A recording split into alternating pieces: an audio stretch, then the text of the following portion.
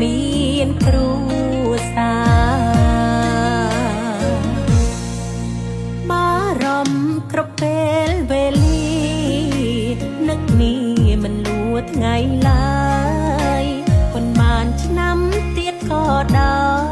យក៏ចាំតាមពាក្យសន្យាបងធ្វើការហត់ថែទាំសុខភាពផងណាអូនបន់សុំឲ្យវេលាដើរលឿនព្រោះចង់ជួបថ្លៃ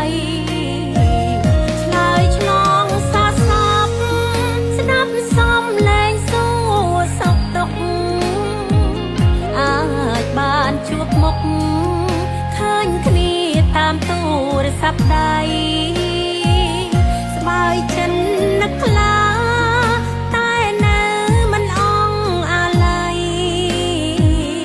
រងចាំផ្លូវថ្លៃចាំថ្ងៃបងត្រឡប់វិញ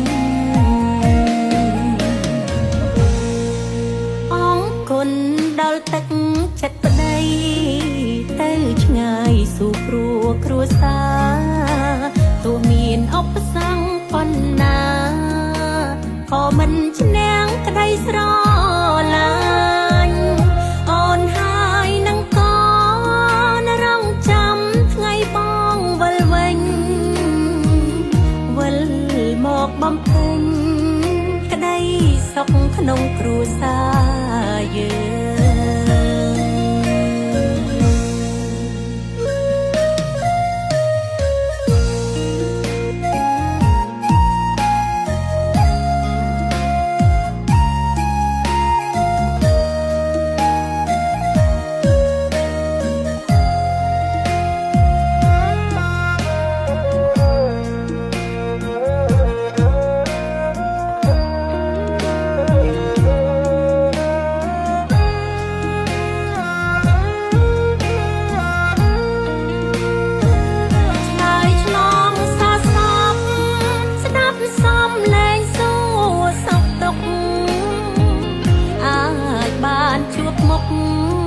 ឃើញគ្នាតាមទូរស័ព្ទដៃ